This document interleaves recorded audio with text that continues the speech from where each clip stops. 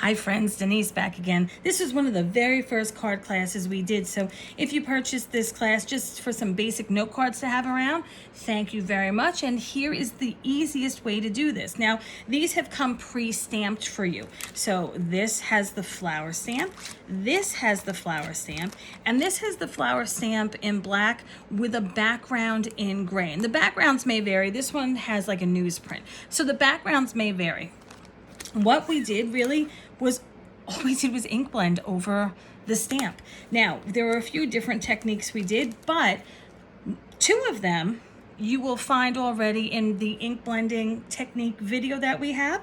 So if you haven't already watched that or you're unfamiliar with ink blending, head on over to that video first and take a look at it. The first part of the video is really what you're going to use with this. The one with the dots is not going to be for this particular class. This one, though, I'm going to tell you about in this video. So with this, and I'm going to put them this way too because I never know if they're right side up or not. So this is what they look like also. All right, so this one, regular ink blending. I just did it across the page, just like the video shows. Notice I went very light on the edges. I want a little, I didn't want it to be white, so it was super light when I did it on the edges. And again, just a note card. I have it in my classroom, just as a thank you or a hey, cheer up, or even a quick happy birthday card, because who doesn't need something, an emergency card at the office sometimes, right? Especially since people are back in the office. So that's that one. This one is the same thing, but it's a little more about the polka dot sort of technique that you'll see in that other video, but it's not dots. I just very lightly, you see the difference here. Now I use Distress Oxide in these. You can use any blending ink you want. I just like the oxides because of the coverage that it gives. And again, I'm not great at blending, but this makes me look not so terrible, right? Because I did get some purple, and I did get some green. I don't know if you can really see it with the glare and the shadow I have here, but I did get that and it looks good enough for me. And again, as I say in class, if somebody's gonna criticize the card, yeah, they're off the list, they're not getting one, so they're not criticizing. This one though, you see, is lighter. Right off the bat, you see the colors are softer. So I went light with a lighter touch. I went with a heavier touch on this one. I went with a lighter touch, and instead of across the page or up and down if you prefer, I did some here very lightly. I did here. I did some at the bottom. I filled in over here with the third color. And again, very lightly to give it a much softer look, because I wanted to see, you can kind of see it now, right? I wanted to see that background come through, and an oxide will cover it because of that opaqueness. And then there's this one. This one, super easy. You are going to do this one of two ways. It's up to you. You can do it just like this one, or you can do the smoosh technique, the one with just the cardstock, which is another technique video that we have. If you're going to just ink blend on this and do it like this one, nice and soft, what I would do then to make it look a little bit different, and I have the one that I used in the video here, I'm gonna pop this down. I never know if it's too blurry or not.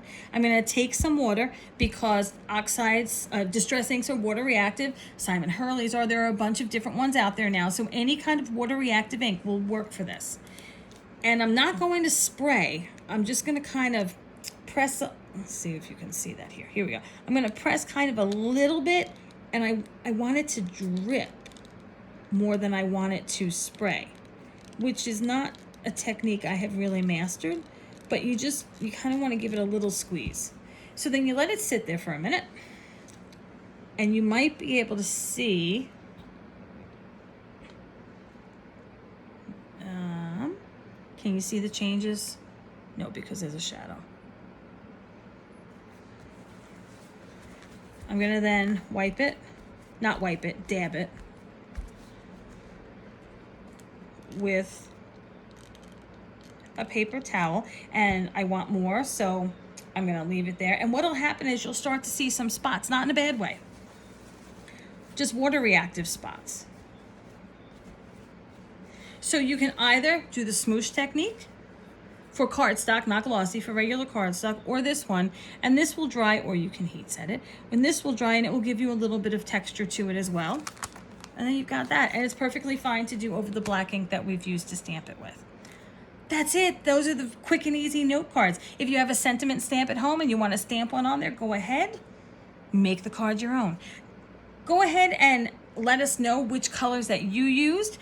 Posted, I believe we used salvage patina, dried marigold, and spun sugar when we did the class. So if you want to follow ours exactly, that's what we used. But go ahead and make it your own. That's what makes it creative, right? And don't forget to post on the Facebook page, Scrapbooking Stuff Group, so that we see your beautiful creations. And if I didn't already say it at the beginning, and if I did, I'm sorry, I'm repeating myself. Don't forget to go ahead and click subscribe on the channel and hit that bell.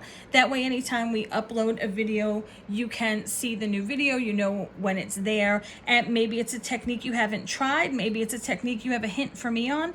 Maybe it's a card that it's a class you did not take, but you have some supplies at home you'd like to try on your own, and we would love to see that. All right, gang. Thanks so much for joining me. Thanks for taking this class. I hope you make some beautiful cards for people, and I'll see you next time.